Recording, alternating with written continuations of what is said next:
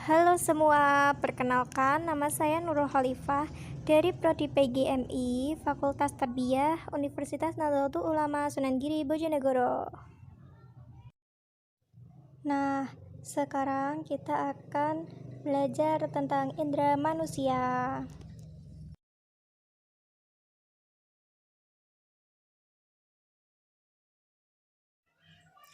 Jadi, alat indera manusia itu apa sih?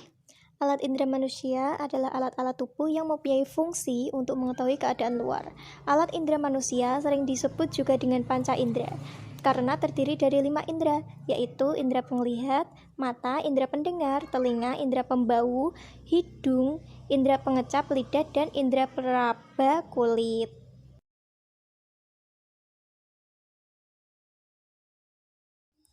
Mata ini berada di bagian wajah manusia yang letaknya di bawah dahi serta ada kanan dan kiri hidung. Mata ini sangat diperlukan oleh manusia dalam mengirim rangsangan untuk dikirim otak. Rangsangan itu berasal dari apa yang kita lihat. Bagian dan fungsi mata. Kornea adalah jaringan berbentuk kubah transparan yang membentuk bagian mata terdepan atau paling luar.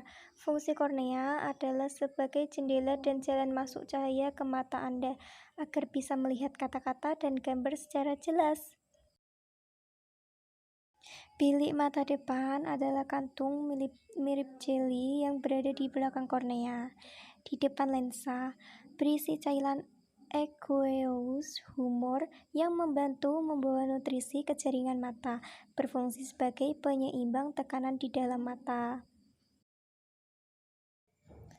Sklera adalah bagian mata yang berbentuk selaput putih keras dengan jaringan fibrasa yang menutup seluruh bola mata, kecuali bagian kornea. Di dalamnya terdapat alat yang menempel guna menggerakkan mata yang menempel pada sklera. Pupil merupakan otot pada bagian mata yang bisa tertutup dan terbuka atau mengecil dan membesar.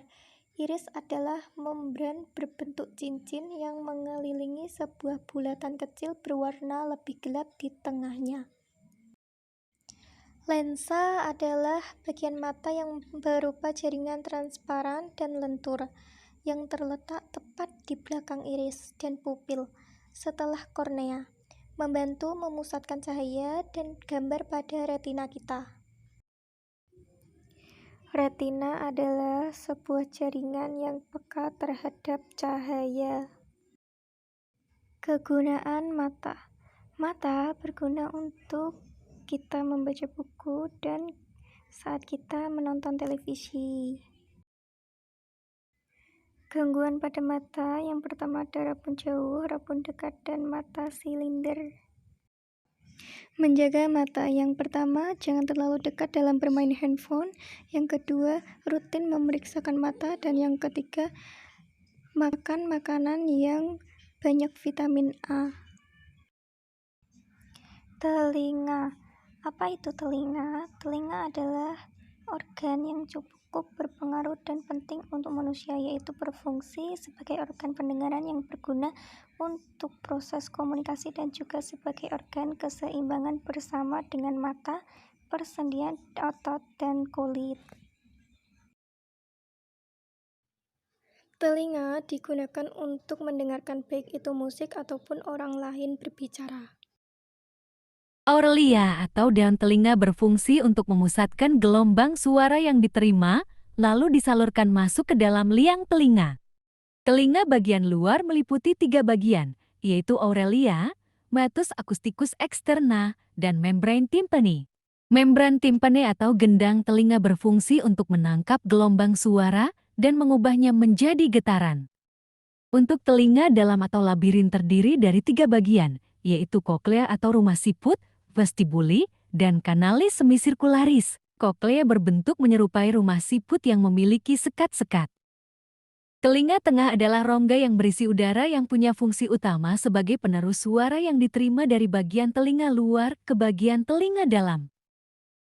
Tuba eustachius, saluran yang menghubungkan bagian telinga tengah dengan faring, atau tenggorokan yang berfungsi untuk mengatur keseimbangan tekanan udara pada telinga luar dengan telinga tengah.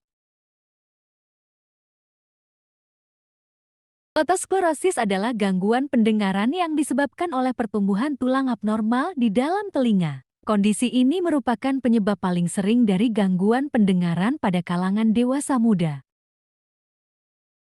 Hindari telinga dari suara keras terlalu lama. Hindari membersihkan telinga dengan cotton bud. Bersihkan telinga dengan benar.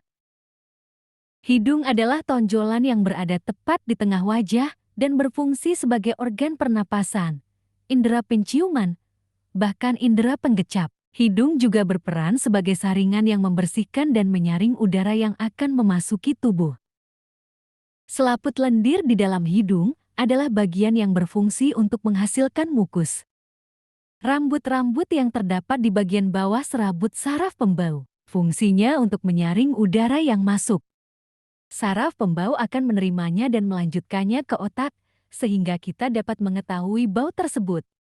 Saraf pembau yang ada di dalam hidung berfungsi sebagai penerima rangsang berupa bau. Dialah yang menjadi reseptor utama indera penciuman kita. Polip hidung merupakan suatu pertumbuhan sel yang bersifat jinak di selaput lendir hidung. Kemungkinan penyebabnya adalah reaksi hipersensitif atau alergi pada mukosa hidung. Kita hanya perlu menyemprotkan cairan isotonik ke dalam lubang hidung secara rutin setiap hari dan membiarkannya terbilas. Mulut merupakan salah satu organ yang punya beberapa fungsi penting bagi tubuh. Rongga yang dimulai dari bibir dan berakhir di tenggorokan ini memungkinkan kamu untuk bernapas, berbicara, dan mencerna makanan. Gusi berfungsi melindungi tulang dan akar gigi, menjaga posisi gigi, membantu tersenyum, dan juga dapat memengaruhi kesehatan tubuh secara sistemik seperti jantung, paru-paru, dan pankreas. Lidah berfungsi untuk memindahkan makanan di mulut selama mengunyah dan untuk membantu dalam pembuatan suara saat berbicara. Pada permukaan atas lidah, terdapat sejumlah besar papila yang memberikan gesekan dan mengandung pengecap rasa. Langit-langit dengan tekstur yang keras memiliki fungsi untuk memisahkan rongga mulut dengan rongga pernafasan. Langit-langit lunak ini adalah suatu otot yang memiliki fungsi sebagai katup untuk menutupi oropharyngeal isthmus, pemisah rongga hidung bagian belakang nasopharynx dari bagian rongga pada saluran pencernaan dan pernafasan oropharynx.